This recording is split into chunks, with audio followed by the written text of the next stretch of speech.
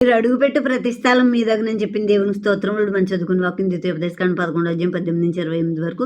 కాబట్టి మీరు ఈ నా మాటలు మీ హృదయంలోను మీ మనసులోను ఉంచుకుని వాటిని మీ చేతుల మీద సూచనగా కట్టుకొనవలెను. అవి మీ కన్నుల నడుము బాసికములుగా ఉండవలెను.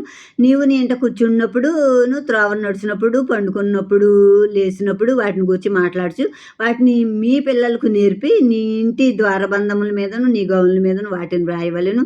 అలాగు చేసిన యెహోవా మీ పెద్దలకి ఇచ్చేదనని ప్రమాణం చేసిన దేశమున ఈ మీ దినములను మీ సంతతి వారి దినములను భూమికి పైగా ఆకాశం నిలిచినంతకాలం విస్తరించును. మీరు మీ దేవుడైన యెహోవాను ప్రేమించి ఆయన మార్గములన్నిటిలో నడుచుచు ఆయన నొత్తుకుని మీరు చేయవలెనని నేను మీకు ఆజ్ఞాపించే ఆజ్ఞలన్నిటిని అనుసరించి జాగ్రత్తగా నడుచుకోవడం వలన అప్పుడు యెహోవా మీ ఎదుటి నుండి ఈ సమస్త జనములను వెళ్ళగొట్టును. మీరు మీకంటే బలిష్ఠులైన గొప్ప జనముల దేశములను స్వాధీనపరచుకుందరు. మీరు అడుగుపెట్టు ప్రతి స్థలం మీది అగును.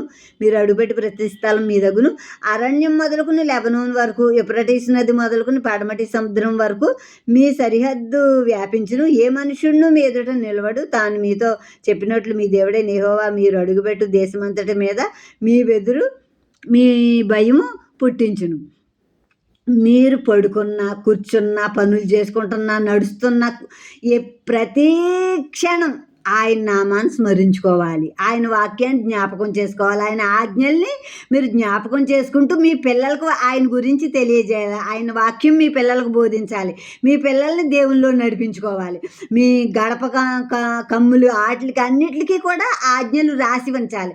అలాగే దేవుని వాగ్దానాలు వాక్యాలు మనం గడపల దగ్గర గేట్ల దగ్గర మన గోడలకు అంటించుకుని ఉంటే మనం చూసినప్పుడల్లా ఎంతో మనకు సంతోషంగా ఉంటుంది. అవి చూసినప్పుడు మనకు ధైర్యంగా ఉంటుంది. కనుక అలాగే మీరు అస్తమాట ఆయన ఆజ్ఞల్ని ఆయన ప్రేమించి ఆయన మార్గాల్లో నడుస్తూ అవన్నీ జ్ఞాపకం చేసుకుంటూ ఇవన్నీ కట్టుకోవాలంటే అదే మన జ్ఞాపకంలో బాగా ఉంచుకోవాలని దాని అర్థం.